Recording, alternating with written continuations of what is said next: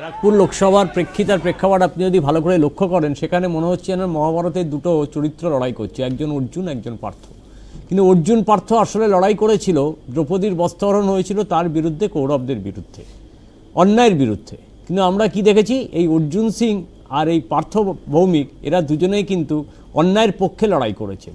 একজন একজনের বিরুদ্ধে অভিযোগ জানাচ্ছে শাহজাহানের থেকে টাকা নিয়েছে, দুজনেই দুজনকে অভিযোগ জানাচ্ছে।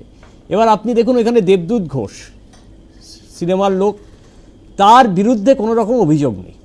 অতএব দেবের দূত যিনি দেবদূত, আমার মনে হয় জনতা তাকেই বাঁচবে। এক। দু নম্বর দেখুন, এই 2009 সালের আগে এই ব্যারাকপুর লোকসভা কেন্দ্র ছিল তড়িৎ তোপদারের, লাল দুর্গ ছিল। সেই লাল দুর্গে তড়িৎ তোপদার বারবার জিতেছেন, কারণ জনমানসে তার একটা স্বচ্ছ প্রতিচ্ছবি ছিল এবং মা মাটি মানুষের জন্য আক্ষরিক অর্থে যেটা বোঝায় তার জন্য উনি কাজ করেছিলেন। 2009 সালে এখানে দীনেশ ত্রিবেদী জেতে এবং 2014তেও দীনেশ ত্রিবেদী জেতে।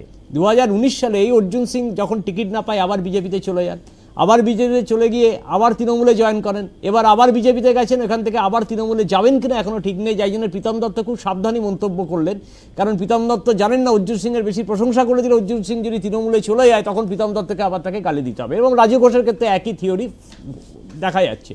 এবার এই কৌস্তব বাগচির ব্যাপারে বলি, দেখুন কৌস্তব বাগচি থেকে আমি মনে করি প্রীতম দত্ত অনেক বড় নেতা। প্রীতম দত্তের গাড়ি যদি ভাঙচুর না হয়, কৌস্তব বাগচি দুটো গাড়ি কিনেছিল, একটা ভাঙা কাঁচওয়ালা গাড়ি আর একটা হচ্ছে কাঁচ দেওয়া গাড়ি। এখন ওই ভাঙা কাঁচওয়ালা গাড়িটা নিয়ে উনি ঘুরে ঘুরে উনি টিআরপি বা ফুটেজ পাওয়ার চেষ্টা করছেন। প্রীতম দত্তের গাড়ি ভাঙচুর হলে তাও মেনে নেওয়া যেত যে ওই ডায়মন্ডের অবজারভার, ডায়মন্ডে গিয়ে উনি থাকছেন এবং বিজেপির পতাকা ওড়াচ্ছেন, সেখানে হয়তো জাহাঙ্গীরের ছেলেরা তাকে মেরেছে বা মার খেতে পারে। কিন্তু কৌস্তব বাগচিকে আপনি কোথায় দেখেছেন? ব্যারাকপুরের বুকে কটা মিটিং করেছে, কটা মিছিল করেছে কৌস্তব বাগচি? কোথাও দেখতে পাননি। অতএব কৌস্তব বাগচি এবং লকেট চট্টোপাধ্যায় এর আগেও আপনি ভিডিওতে দেখেছিলেন যে নিজের গাড়ির কাঁচ নিজে ভেঙেছে লকেট চট্টোপাধ্যায়, মনে আছে আপনার, আপনি অনেক দিনের সাংবাদিক। তো কৌস্তব বাগচির ক্ষেত্রে তাই হচ্ছে। আমার মনে হয় না তৃণমূল কংগ্রেস বা সিপিএম বা অন্য কারুর এত সময় নেই যে কৌস্তব বাগচির গাড়ির কাঁচ ভাঙবে। বাংলা শুভেন্দুর গাড়ির কাঁচ ভাঙবে, বাংলা অর্জুন সিংয়ের ভাঙবে, পার্থ ভৌমিকের ভাববে। কৌস্তব বাগচি কত বড় নেতা প্রীতমও জানে, সেটা প্রীতম বলতে পারছে না, এখনো দলের লোক।